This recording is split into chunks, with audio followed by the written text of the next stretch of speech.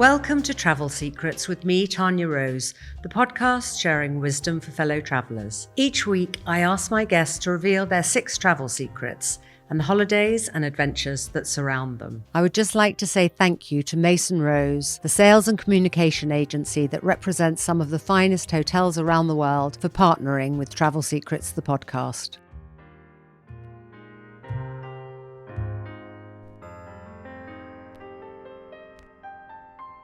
Today, my guest is the lovely Dina Asher-Smith, the indomitable British sprinter.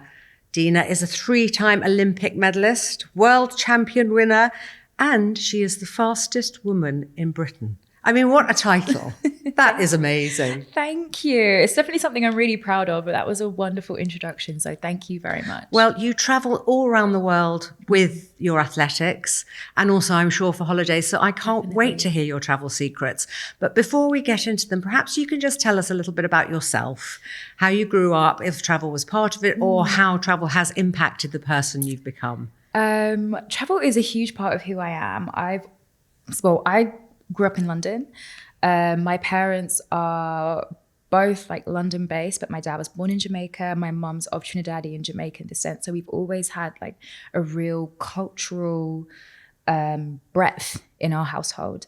And my parents love to travel. So I was always going on family holidays every single year, but they like to see things and they like to do things and they like to appreciate other people's cultures as well as our own. So I think that really obviously defined who I am, but I have so many memories of when I was younger.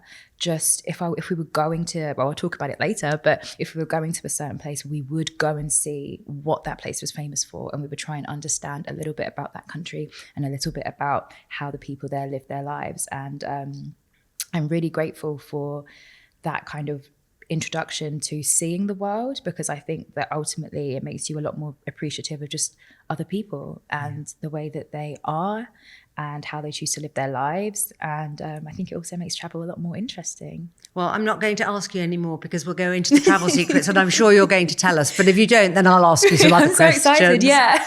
Well, it's lovely to know that this actually takes you around the world in your head before you even start thinking about all the places you've been to and the experiences you had. So I can't wait to hear.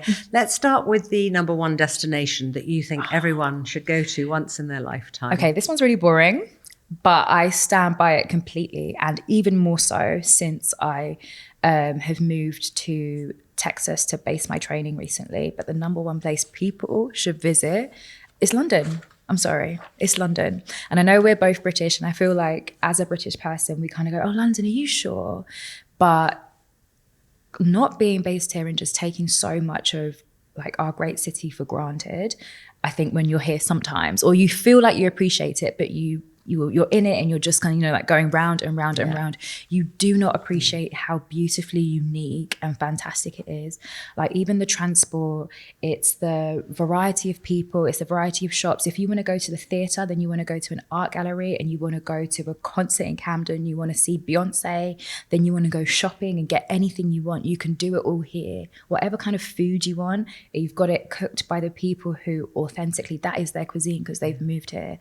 And I just really think it's completely unparalleled. So when you come back from wherever you are, do you land and think, I'm home? I love it. I love it. And even though as soon as I get here, I turn on the radio, we're all moaning about something. And I just laugh. We're moaning about the weather. We're moaning about the roads. We're moaning about something. I just laugh because I think that is just quintessential Britishness. It's like, and even that's me, you're London, you're like, oh yeah, the weather, whatever. Then I moved away and now I live in 30, 40 degrees every day.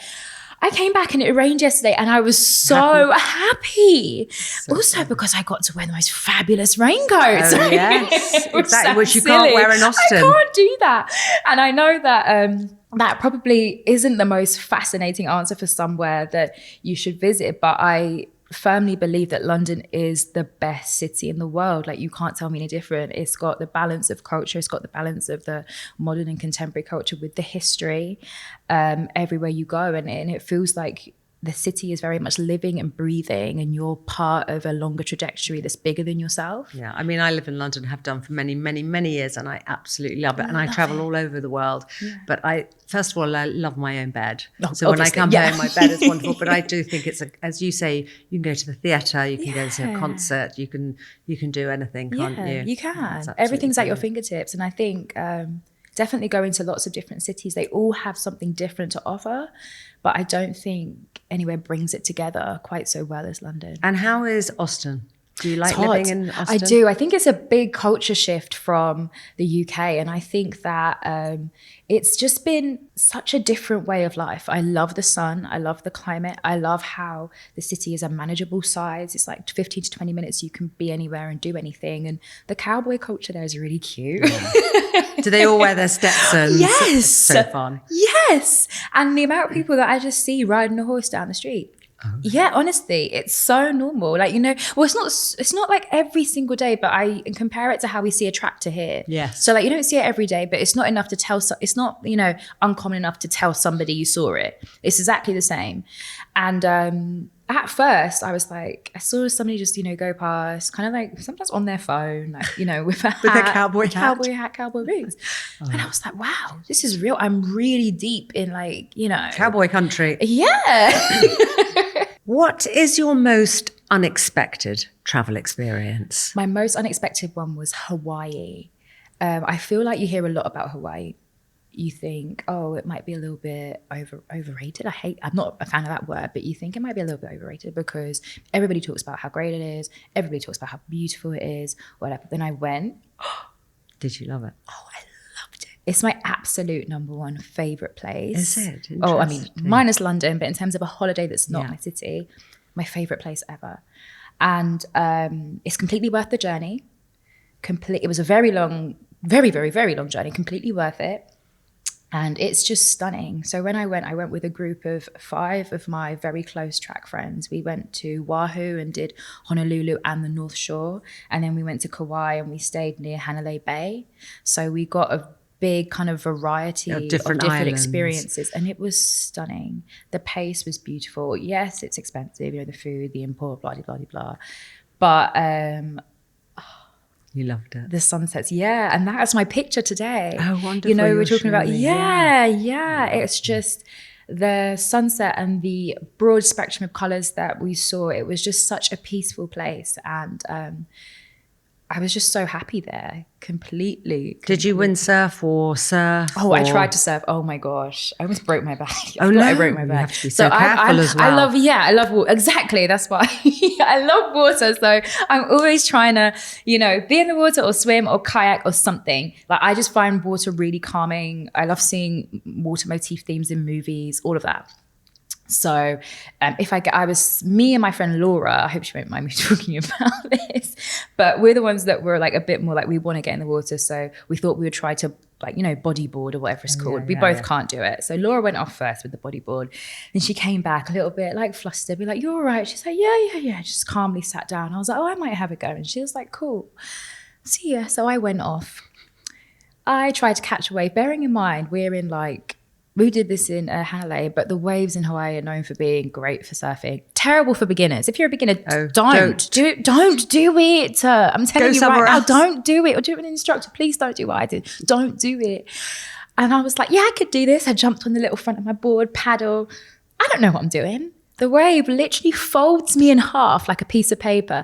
I get pushed into the sand. I was so traumatized. And my friend Laura comes sprinting towards me. My bikini bottoms are gone. She fishes my bikini bottoms, I'm still on the sand. Like, oh my gosh, I'm dying. She dresses me. Then she whispers, yeah, that happened to me too. I just didn't want to talk about it. Are you okay? And then I got up and I've got sand all the way up past my face, my hair. And I was looking at her like, you should have told me. And we couldn't. You would have still done it though. Laughing. Yeah, I wouldn't have done it. But I couldn't stop laughing. And hilarious. Yeah, so I tried. I'm bad.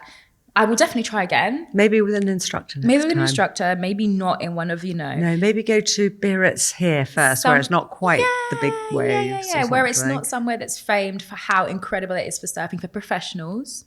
I might start somewhere absolutely. simpler. I interviewed Minnie Driver on this podcast, and she's a huge surfer. Yeah. And her favorite place is Hawaii for surfing, but she has been surfing for many, many years. So, and she was telling me all about it. Also, she was discussing the waterfalls, saying how amazing. Did you go on walks? We did. We had such a jam-packed, fun holiday as well. Another Laura escape. We did a kayak and a hike. And we thought it was going to be something very chill. It was like a 6-hour up and down, got a big workout, but it was beautiful and stunning.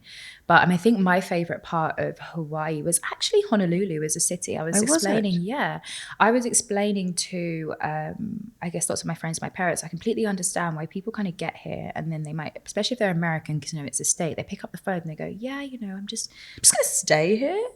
We'll just figure out, because I think Honolulu as a city, it's a bit like Barcelona, where it has that blend of a genuine city, but also that very unique, stunning beach, beautiful sunsets, and all the amenities. And in Honolulu, you can get everything. There's all the shops, all the businesses, all of this, blah, blah, blah, blah, blah.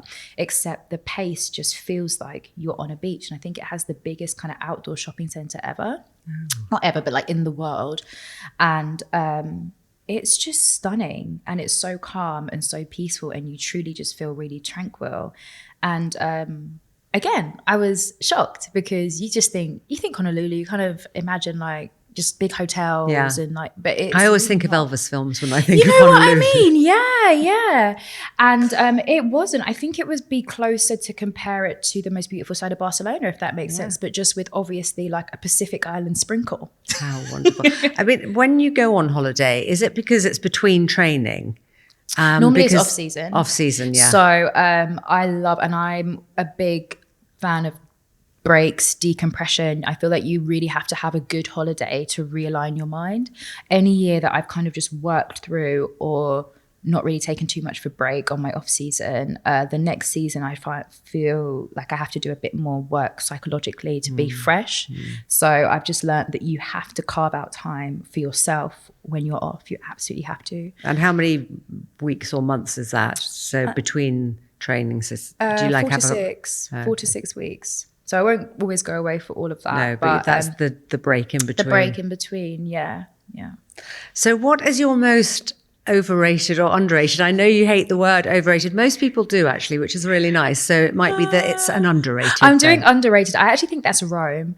And again, you might think that, I would say that's overrated. But I think that I'm a big history buff. So I did history at uni. So I've got a lot of, and coming from my parents as well, I've got a lot of respect for people that preserve the history of the place that they're in. And I think Rome has done it beautifully.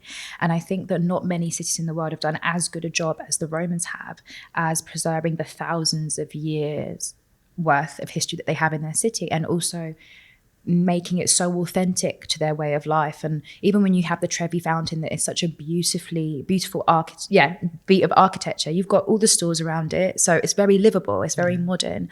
And even when you've got the Colosseum and all of these places, the Forum, and I think it's just so beautiful that you can, as a tourist, see and imagine how people lived their life back then. Because one of my favorite cities that I really, really enjoyed going to, and I think I'll talk about it more in a bit, is New Orleans, because I specialized in jazz for my degree, so I loved it. Yeah, honestly, I've been really excited to do this podcast. That's amazing. Yeah, honestly, I've been very excited to do this podcast. So I did a lot of history, but I specialized at the end in American jazz, particularly in the 1920s, like Louis Armstrong, Duke Ellington, and stuff like that. So I went to New Orleans for the first time like less than a month ago. I had a fabulous time.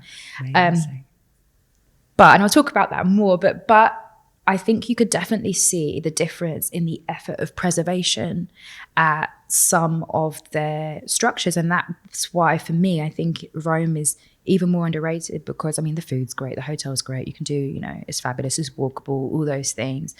But also, if you really want to see just the continuity of human civilization and life, I think they've done a phenomenal job. And actually, it's just like walking around a museum, isn't it? But you don't even need to go into a museum.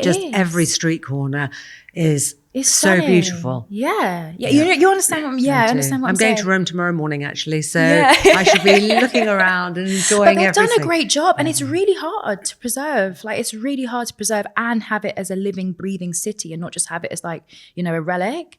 I think they've done a great job. Did you race there, or were you there I've on raced holiday? there. I've raced there a lot. So we had Europeans last year. I've done the Diamond League a few times, but it's definitely a big destination for us athletically. So it's a Diamond League that I always enjoy running at if it makes sense on my schedule in that year. And when you're doing that, do you ever get time either side, or is it because you're in the flow, you have to go from one meeting to another? So it depends. Sometimes it is one meeting to another. Sometimes if you're coming from afar or you're jet lagged, you're not always in the mood. But I think as I've gotten a bit older, I've definitely made the effort to do more. So, for example, when I go to Paris this year, I've been to Paris so many times. I've never been to Versailles. I know. I'm really upset about that. So, I don't think I'm going to have time this year. But there's an exhibition at the Louvre that I really want to go to. So I'm making sure I'm pulling my Eurostar forward so I've got time to go to that. But I remember my third ever big senior competition was in Beijing. And I remember at the time, some of the sprinters that were getting ready to retire, like, were older than me. They said one of their biggest regrets was when they would travel to these amazing places, because you're so focused on performance, you're staying in your hotel room, you eat, sleep, train. Sometimes they're playing computer games, you're talking, whatever, but you're not really leaving. And as an athlete, you understand that because you've got a duty to your performance, duty to your work, duty to conserve your energy. But when I left Beijing and I realized I haven't seen the Great Wall of China, I didn't see Tiananmen Square, I didn't see Forbidden City, I didn't see anything, and I was in Beijing.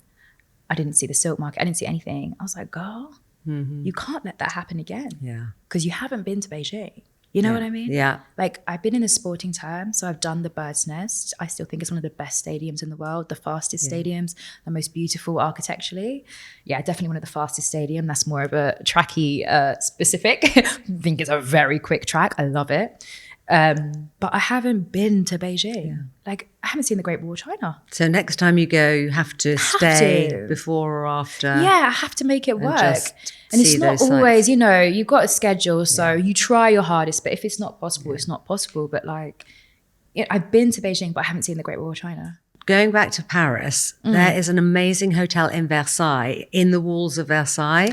It's owned by a hotel group called Les Arelles, and it's just absolutely beautiful. It's only got 13 bedrooms, but it is so beautiful. And when you stay there, they actually say to you, would you like to be woken up like Marie Antoinette was? To which I said yes. Obviously. And they bring in milk and cookies. And then they say, would you like us to run your bath for you? And they run your bath. And then you open the windows and you are in the Palace of Versailles Gardens. It is the most... You sold that to me. Yeah, it's absolutely exquisite. That is exactly how I'd like to start my day. Thank you very much. And also, if you're staying there, you get to go to the Hall of Mirrors after everyone's gone. So when it's closed. So you have the whole of the Hall of Mirrors to yourself. It's definitely worth a night. Very, very good top travel tip. Yeah, I'm doing that. Thank you very much. You sold that to me in the most fabulous way. So thank you. So let's go on to food and drink. As an athlete, you must be incredibly disciplined, and you probably have to have a very set regime of what you eat and what you drink. Do you ever have a blowout? How does it work with food and drink? And do you have any favorite restaurants when you do, or drinks, or let's just talk about food and drink? Yeah, so I have to be very disciplined, particularly at this time of year, because, just my job is to run very fast. Which you do. Exactly. So when I'm on off season, I definitely indulge a little bit, but I think after you've spent years and years kind of being healthy, you also crave healthy food. So I actually really enjoy fresh stuff, which is a little bit boring, but you can have the most beautiful fresh stuff, I guess. Or not I guess, but you can. My favorite restaurant in London is Fallow, always. I love Fallow. I was there last night. I'm always there. Love the corn ribs, love the mushroom parfait. Love it. Humongous love those corn fan. ribs. They are so delicious. Oh, they're so delicious. My friends actually did the most fabulous job because we went there for the first time during the pandemic, where they found it for my birthday as a surprise. And we went there and our minds were blown. my friend Pooja found it. She did the most fabulous job. And so this has been a big cornerstone of our friendship for years. And it's been nice to see it develop from, I think it was like off Piccadilly Circus and then it's moved to Haymarket. That's right. Yeah. So it's been really nice to see it develop. And I'm a big fan of Fallow. But I think my favorite cuisine is Middle Eastern cuisine. And I think in London we're spoilt for it. But also when we race in like Qatar and like, across the Middle East as well. I love it. I don't drink. I love the mocktails. Always got the most fabulous mocktails. And it's lots of salads, very clean. So I always feel very comfortable eating Middle Eastern food. But I'm a big fan. So when you're training and you're in the Middle East, can you still have a big thing, or do you have to have a certain amount of calories? Or how does it work? Watch. I'm not really a calorie girl. I think some people are, but I'm going to be honest, I just don't really know. I've never really, some people can know your body and how you I know my body, and sometimes you have to eat depending on what you've got coming tomorrow. If you know that you're going to need a lot of energy because you've got a very tiring session tomorrow, then you've got to prepare, you've got to line your stomach, you've got to make sure that you've got the energy to get your job done. So for athletes, I don't always think calorie counting is the most effective way to go about your day, because at the end of the day, I see food as an energy source. Yeah. So it's not about sometimes the year, if you're trying to lose weight, then you've got a bit of a deficit. But most of the, like 95% of the time, I'm making sure that I have enough fuel to do the tasks that my body is required to do. So it's definitely eating for function before anything sparkly. But definitely have a lot of favorites. I love a good apple crumble and custard as well. So just some nice comfort food. Does your mother make that for you? She, you know what? She actually doesn't. My mum's not the most like big dessert maker. I like to make the dessert. So the best thing I make, I think, is a good tarte tatin. I'm really good at it. I know. It's actually quite complicated, isn't it? I'm very proud of myself that I can do that. Sorry, I know. I certainly wouldn't even try. I would go to a French restaurant and do it. The hardest thing is the caramel, but that's right at the beginning. If you get it right, then you're fine. And it's just layering some stuff on everything. And do your parents cook Caribbean food? They do. They do. My dad cooks a lot as well. Definitely. I don't live at home anymore, but when I lived at home, we'd always have like a very traditional Jamaican like Sunday or weekend meal. Definitely around Christmas as well. Christmas Eve, we have like our Christmas Day has always like been a hybrid of like a very English and also like our Jamaican favorites. But we definitely kind of remix our holidays all the time. But my mum is like the lead chef on that one. And my dad is very good at soups, which is a big part of Jamaican culture as well. I love it. And do you go back to Jamaica? Every single time there's a race in Jamaica. Well, firstly, yes, always love Jamaica. And but also for racing, every single time that there is a race that makes sense to me in Jamaica, I will try and get there. Yeah, this year I even ran a 400 meters, which is double what I would normally. Yes. Yeah, double what I normally run. 200. Because that time of year, it made sense. I was looking at my schedule, and there was a big famous race in Jamaica yesterday, but obviously I knew at this time of year I was going to be in London, so I couldn't do that. And so the race that I did the 400 in was a few months ago, but I knew that at that time of year, I had to be running a 4 because I was still in my deep training. It's a bit too early for a 1 or a serious 2 for me. And if I wanted to run in Jamaica that year, I was going to have to go through the pain and run something long. And I took one for the team.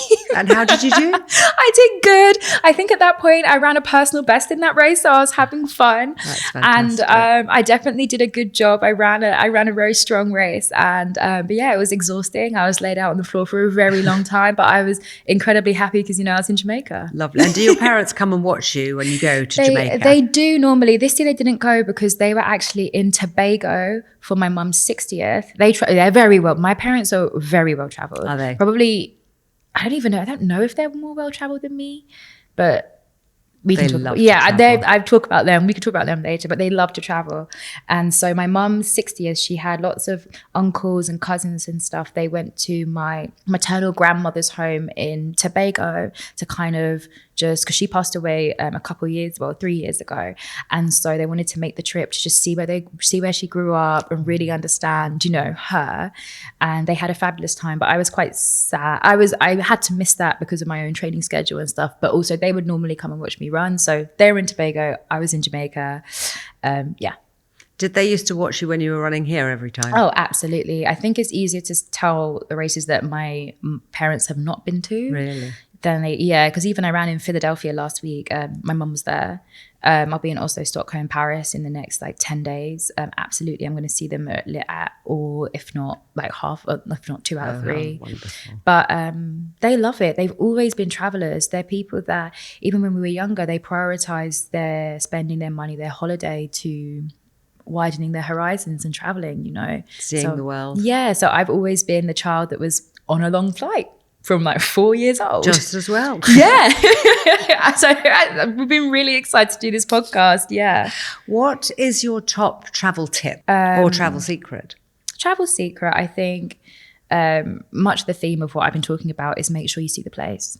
Because I think a holiday or a break it should be, well, you know what you're there for, whether you're traveling and working or you're traveling for a break. I think you should just try and get a little bit of a balance between rest and culture, because ultimately we will all, touch wood, hopefully it's a long time for all of us, but get to an age where mobility isn't so easy, travel isn't so easy. It's not as easy to go on a long flight. It's not easy to go on a plane. And I think I've had a few people in my life where either mobility has not been an issue. And I remember when I did the Olympics in Rio, my grandma was so upset at that point because she really wanted to go. But she was just at that point. Maybe if it was like 2 years before, it would have made more sense for her to travel, but she just couldn't do it. And she was so sad. Everybody went and she was so sad. And I think it really honed, because I think she'd been to Brazil before she wanted to go back. Yeah, travel family. But it just really honed to me that yes, we're busy and it's easy to say, oh, I'm jet lagged, I'm going to lie in bed, or I'm working, I'm just going to, go back to the hotel room and sleep. And I understand our body has limits. Do what you got to do. But if you can, go to a restaurant, go to a bar, go to if you're in Rio, go to Christ the Redeemer, go to the beach, just take a walk. Even if you're tired and jet lagged, just take a walk, because there will be a time when it isn't that easy to do it. And you might not be going to those places exactly. either. And all you've got is your memories. Yeah. And I think you should always try and make memories. So, yeah. That's a very, very lovely travel tip. Thank you. Travel secret, I agree. I travel all over the place, and sometimes even I'm in and out, but I do try and go to somewhere where the locals have said, or just to get the sense of the place. Because it's a privilege. Being able to see new places and travel, it's a luxury and a privilege, and I think we just shouldn't squander it. Yeah, I agree. So what is your most poignant travel memory? I think I've had 2 of them. So the pyramids in Egypt and New Orleans. So pyramids in Egypt, I went there when I was like, I want to say like 10 years old. I'd been really into Egyptology. My parents had been, I think, just after their honeymoon or something. And they really wanted to take me as a child to appreciate the magnitude of history and a culture. And, as a child, as a 10-year-old, that's a big concept, yes, isn't it? It is. But I know I was into my hieroglyphics, and I was like, yeah, let's go, Pyramids Giza. I did my research. We did Valley of the Queens, Pyramids Giza, and the museum. So they were like, right, it's hot. Make sure you're ready, sun thingy and here, and So I was like, cool. We stayed in Hurghada, made the trip to like those destinations. And I remember, even though, I'm 29 now, 19 years ago, I remember that drive that you do from Cairo up into the pyramids of Giza. And I was like, this is insane. And then from that moment, I was opened up to the concept of the wonders of the world, and just the magnitude of things that are incomprehensible, like the Sphinx and the size of the pyramids, and the fact that this was a tomb and this was like it was for burial. It really opens your eyes to just how other people do culture as well. And I think that's an interesting part. I mean, not to be morbid, but we'll come to New Orleans in a second, but even their cemeteries and how the New Orleans cemeteries being all above ground, it's just so different. But we went inside the pyramid. I remember it was very hot and smelly, and I remember my face being humid, isn't it? Very humid. Got down there, walked all the way down there. My mum's a bit claustrophobic. She's like, I've done it once, I'm not doing it again. I'm going to stay outside here. See you guys later. Went in with my dad, saw everything inside, came outside, and it was just an incredible experience. And I have so many pictures of me kind of as a child standing next to the pyramid. Gosh, a 10-year-old next to those huge pyramids. It was huge. And I think also, I think this is also why I like London a bit as well. I like moments that remind you, because sometimes I think maybe not me, but sometimes in modern life, it's easy to think that it's all about us. Me.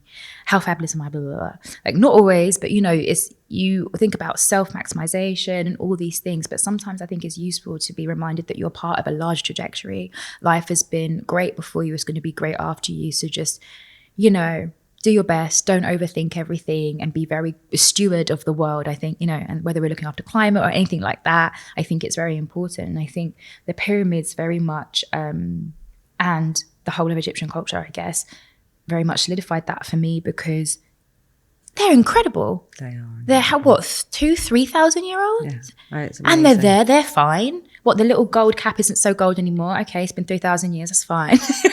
Made by all these men. Yeah. And it's just, it's insane. And I think that's something that really sticks out to me. And then again, New Orleans, I was so happy to go there because I did jazz. I specialized in American jazz for my dissertation at the end of my uni.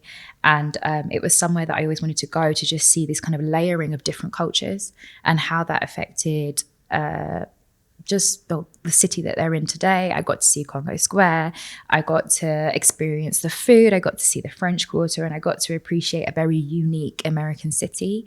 And what are the burial places then? So basically, I'm going to nerd out. So basically, lots of there's like, I'm going to say it's like the King Louis Cemetery. There's like 1, 2, 3.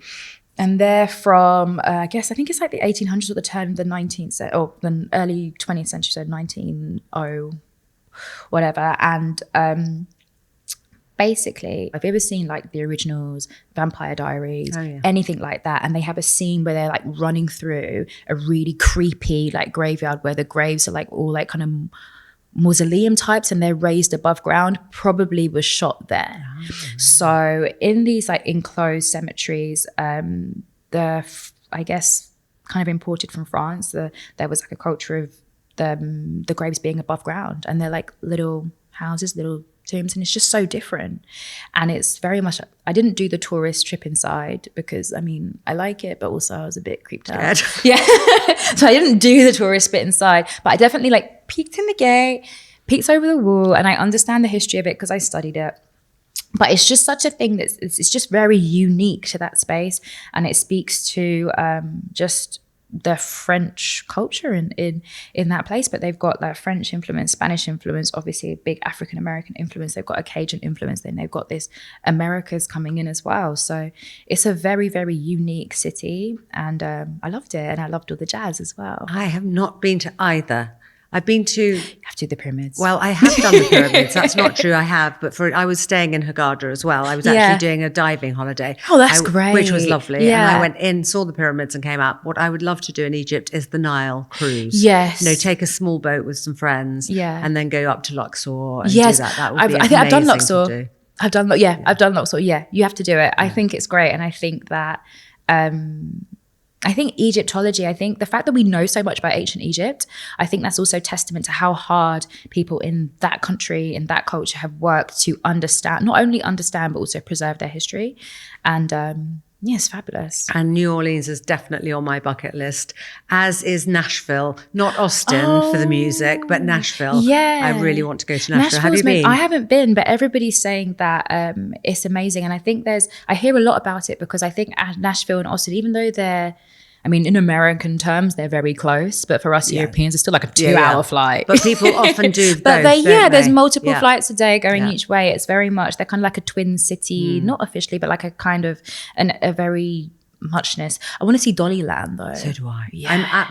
I would like to do Nashville, Dollywood. Oh, Dollywood. Sorry, wrong one. And Austin. Yeah. But I want to meet Dolly too. Oh, of course we do. Definitely want to meet. And Graceland. Yes. I know we can't meet Elvis, but I'd like to do Graceland too. Honestly, I think that's what when it comes to America, I was saying just before, Yes. I think they've got so many like unique things, and it's interesting how America like sells itself and markets itself, because I believe that one of their biggest unique selling points is the geography, the climate, and the topography. Like it's just so beautiful in terms of like their natural beauty is amazing, but also like, I said Dollyland, Dollywood, Graceland, all these things with their musical icons. And that's kind of what I was also comparing and contrasting with New Orleans and Rome as well, because being a jazz person, I had like lots of monuments, particularly in Louis Armstrong's personal history, that I wanted to see. And because I come from like Europe, where everything, if it's significant, it's got a blue plaque, it's preserved, full stop, Even if it's like, you can have,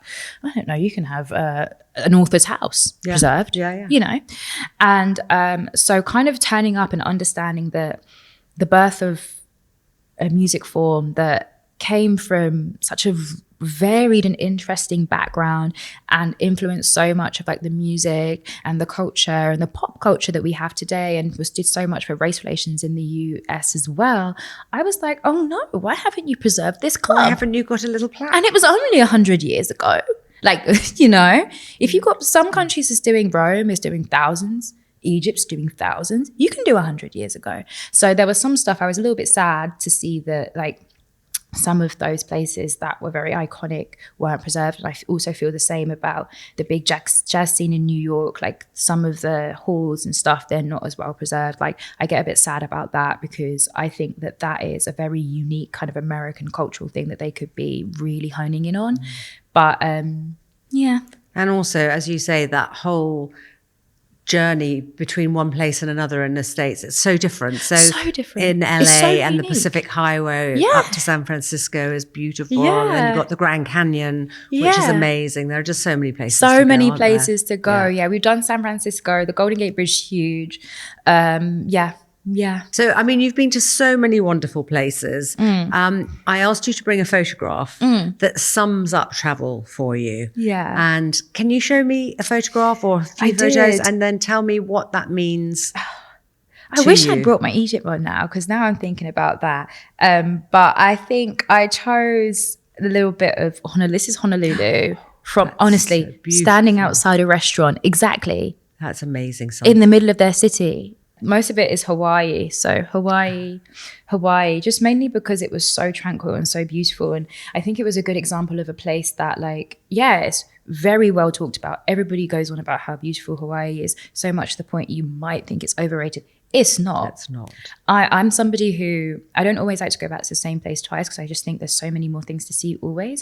But I will go back to Hawaii very easily. So before I let you go, what's next for you? Where are you going? What's next for Dina? What's next for me? We are, I'm racing this year. My world championships this year were in Tokyo.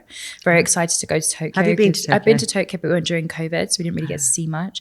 But this time, fingers crossed, touch wood, we're not going to have any last minute. Of course, the Olympics was there during COVID, wasn't it? We were just very much locked down. But I'm very excited to just see everything. I've done bits of Japan before, but never Tokyo, and I'm really excited to go there, see all the culture, the people, the stores, and just I think it's a culture that has a lot of fun with life as well. Bit of karaoke. So I'm really excited to go there. And then what's next for me? Next week, in a few days, I'm in Oslo, Stockholm, then Paris. And then I've got loads of places I want to go to. I really want to see Singapore. I've got a little list, actually. I want to see Singapore. I want to see, Mecca. I really want to see that. I think it'll be beautiful. I really want to see Palace of Versailles, as I said. But I'm hoping. And you said Istanbul you want to go to. Yeah, and I really want to go and see the Hagia Sophia and the Blue Mosque in Istanbul, I think. Mainly from, a layering of history perspective. I think it's one, Istanbul, much like Istanbul, you've got Jerusalem, you've got New Orleans, where you've got cities and places that have a very unique layering of cultures and history. Well, the wonderful thing about Istanbul is you have the east and the west. Exactly. Where they meet. It's incredible. It's stunning. And there's a lovely new hotel, the Peninsula, which you must try. It's right on the Bosphorus. It's just fantastic. You'd love it. Thank you really so much for the love recommendation. Yeah, absolutely love it. So lots of places. And then obviously you have the Olympics in 3 years' time. Yes, in LA. Yeah. In LA, that one's going to be different. And it's going to be so much fun as well. I been to LA a couple times. Went to LA for the first time last year. I think went to Laguna Beach. And then this year I was in LA again. I think they're going to do a great job. Nice. Well, we will be watching in anticipation, cheering you all the way. And it has been such a joy and delight to go around the world with you. You are so well traveled. Thank you. And an inspiration to everyone in everything you do. But it's been really lovely to meet you. Thank you. This has been a truly enjoyable podcast. Just to have a chat about travel has been so much fun. So thank you for having me. Thank you so much.